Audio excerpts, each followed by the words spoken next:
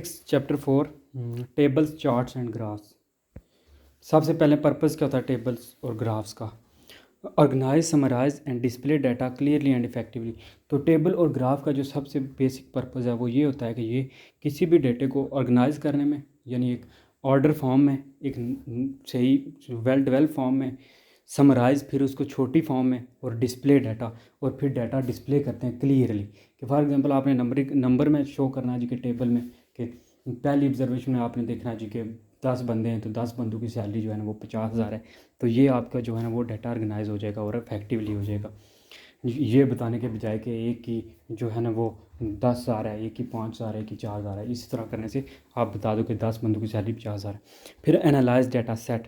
तो फिर आप जो है ना डाटा सेट को एनालाइज कर लोगे, उसको सही एनालिसिस करके आप जो है ना वो एक अरेंज फॉर्म में लिखोगे ताकि मुश्किल ना हो। आइडेंटिफाई करोगे, पहचान करोगे, explore, understand present distribution, trends and relationship in the data. तो फिर जो है ना आप उसमें आइडेंटिफाई कर लोगे, एक्सप्लोर कर लोगे, और जो डाटा है उसको अंडरस्टैंड कर लोगे, जो डाटा डिस्ट्रीब्यूशन प्रेजेंट है, और फिर उसमें ट्रेंड्स और रिलेशनशिप देख लोगे आप। टेबल के ज़रिए इजी हो जाएगा कि कंपैरिजन कर लोगे। फॉर एग्जांपल आप दो टेबल बना रहे हो कि जो है ना पहले 10 बंदों की इतनी है, फिर यानी जो एम्प्लॉयज़ हैं जो लो लेवल पे हैं, यानी जो पीएन वगैरह हैं, फिर आप देखोगे कि जो लोग हैं ऑफिस में मैनेजर वगैरह हैं उनकी सैलरी, तो वो कंपेयर हो जाएगा कि कितना डिफरेंस है उनके दरमियान। To communicate epidemiological findings. तो आपकी जो एपिडेमिक फाइंडिंग होगी जो वो आप जो है ना वो निकालोगे, कम्युनिकेट करना इजी हो जाएगा। अब टेबल क्या होता है? Table is a set of data arranged in rows and columns. तो इसमें डाटा जो है ना वो रोज़ और कॉलम में अरेंज होता है। टेबल में टेबल एक बना हुआ होता है, देख जो है ना ऊपर से नीचे, जैसे एक्सेल, माइक्रोसॉफ्ट एक्सेल में होता है टेबल। तो उसमें जो है ना एक साइड रोज़ और एक साइड कॉलम में फिर एंट्री होती है। Use clear and concise title that describe. तो सबसे पहले आपने टाइटल डिस्क्राइब करना होता है कि for example production of sugar in Pakistan in 2023। तो ये फिर टेबल की होगी, और नीचे आप लिखोगे कि जी इस मंथ में इतनी हुई, इस मंथ में इतनी हुई। तो वह 23 के आप जो है ना वो पूरे ईयर्स, 12 ईयर्स का आप डाटा एक टेबल में कंसाइज कर लोगे clear. The what, where and when of the data collected. तो उसमें आप ये भी बताओगे कि कब कहाँ ये लोकेशन मेंशन होगी कि ठीक है जी इस मंथ में जो है ना हमने देखा कि जो है ना लाहौर में इतना हुआ, लाहौर में फैक्ट्री में, कराची में फैक्ट्री में इतना हुआ। Should be simple with 2 to 3 variables. तो इतना सिंपल होता है जिसमें 2 या 3 वेरिएबल्स होते हैं, डिपेंडेंट और इंडिपेंडेंट वेरिएबल्स होते हैं कि एक या दो चीज़ें जो है ना वो सिर्फ चेंज होती हैं, तो वो आगे चलता रहता है। यानी 11 मंथ में ये हुआ, 12 मंथ में ये हुआ, फर्स्ट मंथ में ये हुआ, इस तरह एक दो ही वेरिएबल्स होते हैं। Should be self explanatory. तो सेल्फ को एक्सप्लेन, वो खुद ही कोई एक्सप्लेन करती हैं। कोड्स होती हैं, ऑब्जर्वेशन होती हैं, सिम्बल्स होते हैं। उसमें आप कोड्स यूज़ होते हैं कि शॉर्ट कोड जो आप यूज़ करते हो, जैसे आपके स्टैट का पूरा सब्जेक्ट नहीं, पूरा नाम नहीं लिखोगे तो आप लिखोगे SAT, ठीक है, इस तरह जो है ना वो। फिर ऑब्जर्वेशन आप जो है ना इस तरह डाल लोगे। सिंबल जो वो सिर्फ आप जो है ना इलामत एक लिखोगे। Should be explained in details in a foot note. तो नीचे जो फुट नोट है, टेबल के नीचे एक लिखा जाता है, फुट नोट लिखता है बंदा कि ये टेबल जो है ना ये रिप्रेजेंट कर रहा है। तो वो जो है ना उस पर आप जो है ना पूरी डिटेल लिख सकते हो कि डिफरेंस है या क्या है। Specific unit of measure for the data should be given. तो स्पेसिफिक यूनिट आप यूज़ करते हो, जैसे चीनी जो आप है वो टन में लिखोगे या किलोग्राम में लिखोगे, इस तरह कोई यूनिट आप जो है ना यूज़ करते हो। तो टोटल्स शुड बी प्रोवाइडेड। तो एंड में टोटल जो होते हैं ना वो प्रोवाइड किए जाते हैं कि ठीक है ये टोटल इतना थी प्रोडक्शन एक ईयर की, और इतनी जो है ना वो कंज्यूम हुई है, इतनी परचेज हुई है, इतनी सेल हुई है। If the data is not original source should be provided in a foot note at the bottom of the table.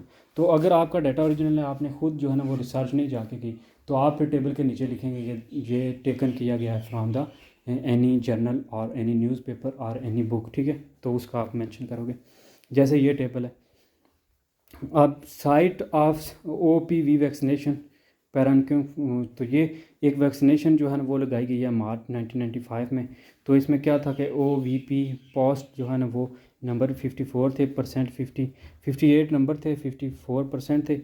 Total frequency जो थी ना 108 थी फरवरी में, और मार्च में 85 थी। तो 58 जो थे ना वो थे, तो 54 तो परसेंटेज उसकी देखी गया। फिर 35 थे तो परसेंटेज जो है ना वो 32 होगी।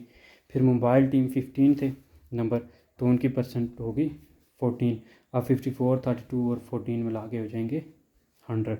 अब दूसरी तरफ जो है ना मार्च में देखा गया तो टोटल नंबर 85 थे, तो उनको फिर जो है उनकी परसेंटेज निकालेगी तो वो ये बनते हैं। अब ग्राफ्स क्या होता है? A method of showing quantitative data using the X Y coordinate system.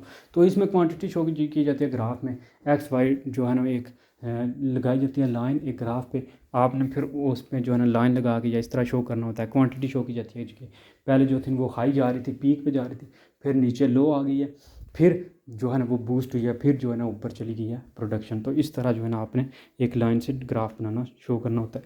Simplest graph are the most effective. जितना सिंपल होगा इतना इफेक्टिव होगा। जितना आपने ग्राफ को साफ़ सुथरा रखा हुआ होगा, शुड बी सेल्फ एक्सप्लेनेटरी, वो खुद ही इतना ऐसा होना चाहिए, खुद एक्सप्लेन करेगा जो है ना, उसी को देख के ही बंदा समझ जाए कि ये इस तरह डिफरेंस बता रहा है कि इस मंथ में इतना हुआ है। Can each variable shown should be clearly differentiated by legends. तो इतना होना चाहिए कि वो जो है ना क्लियरली डिटरमाइन हो जाए, क्लियरली जो है ना वो वेरिएबल उसमें शो हो। The x axis is use for variable which is the method of classification. तो एक्स जो है ना उसमें दिखाया जाता है, टाइम टेबल दिखाया जाता है कि फॉर एग्जांपल जो है ना जनवरी में इतनी प्रोडक्शन, फरवरी में इतनी हुई। तो इस तरह वाई एक्सिस पे जो दिखाया जाता है फ्रीक्वेंसी ऑफ मेजर, कितनी दफ़ा और कितनी फ्रीक्वेंसी आई है। अब डायग्राम एंड ग्राफ्स क्या होते हैं? डायग्राम्स एंड ग्राफ्स जो है ना उनमें सबसे पहले डायग्राम जो है सिंपल बार डायग्राम है, जिसमें सिर्फ एक बार से शो किया जाता है, ठीक है, बार्स बना के ऐसे जिस तरह चॉकलेट की बार होती है ना उस तरह बना के टेबल में शो किया जाता है। मल्टीपल बार डायग्राम और कंपोनेंट बार डायग्राम। अब ये है सिंपल बार डायग्राम। ये देखें कि सिटी क्या है जी पाकिस्तान में, तो और नंबर ऑफ़ इंडस्ट्रीज़ कितनी हैं। पेशावर में जो है ना जी 50 हैं तकरीबन, इस्लामाबाद में 40 हैं, कराची में जो है ना वो 120 हैं, लाहौर में देखें तकरीबन 70 हैं अब या 80 हैं, और फैसलाबाद में जो है ना वो 100 हैं तकरीबन, और कोयटा में सबसे कम 15 है तकरीबन। तो ये उस पर मल्टीपल बार, ये देखें मल्टीपल अब बार डायग्राम है जो है ना, एक जो ये डॉटेड जो है 2 कलर्स में है ये नंबर ऑफ़ इंडस्ट्री शो कर रहा है, और जो एक ही कलर में है पिंक में वो नंबर ऑफ़ बैंक्स शो कर रहा है। तो ये किस शहर में कितने बैंक हैं और कितनी इंडस्ट्रीज़ हैं। कंपोनेंट, अब ये कंपोनेंट में ये 2 किस्म की दिखाई जा रही हैं, ठीक है, कि 120 जो है ना वो एक सी हैं, और फिर जो है उसके बाद 90 अलग हैं। इस तरह 70 जो है ना ये इसमें 120 होंगे, वो आपकी 90 होंगे बैंक्स, 120 होगी आपकी। तो ये कंपोनेंट होगा जिसमें 2 चीज़ें एक ही जो है ग्राफ में शो की गई हैं। अब चार्ट्स क्या होते हैं? A method of showing epidemiological data using only one coordinate और अ सिंगल वेरिएबल। तो इसमें जो है ना चार्ट बनाए जाते हैं, एक सिंगल ही जो है ना वो कोऑर्डिनेट शो किया जाता है। इसमें अब पाई चार्ट होता है जो गोल एक पाई की तरह बिस्किट की तरह होता है, उसमें मुख्तलिफ लाइनें लगा के डिफरेंट डेटा को शो किया जाता है। लाइन ग्राफ चार्ट होता है और स्कैटर चार्ट होता है। अब ये पाई चार्ट है जिसमें दिखा है आप सबसे ज़्यादा कराची 32%, फैसलाबाद 23%। तो ये अब पाई चार्ट पे शो किया गया है एक पाई की तरह। अब लाइन ग्राफ में ये है कि लाइन लगाई गई है सिंपल कि सबसे पहले जो है ना नंबर ऑफ़ स्टूडेंट्स कितने हैं। तो इधर जीपीए फिर उनका देखा जाता है कि जो है ना 5 स्टूडेंट का जीपीए जी 2.9, और 5 का ये है तकरीबन 3.8, और सिर्फ 2 या 3 का है जी और 3.9। तो इस तरह ये देखें पीक पे जा रहा है जी 3.3 मोस्ट स्टूडेंट का है, तकरीबन 40 स्टूडेंट का 3.3 है, और 3.5 के ऊपर देखें तकरीबन है 25 स्टूडेंट। तो ये अब स्कैटर में क्या है, सिर्फ जो है ना वो डाट लगा के वहाँ पे शो किया गया है जी कि 3.1 है जी। स्टार्टिंग सैलरी कितनी है जी, तो जिनका जीपीए 2.8 है तकरीबन उनकी सैलरी है जी 20,000। फिर जिनका 2.9 है उनकी भी तकरीबन 20,000 है। फिर इसी तरह ऊपर जा रहा है, और जो है ना फिर ये 10 to 12,000 आ रही है जिनकी 3.23 है। इस तरह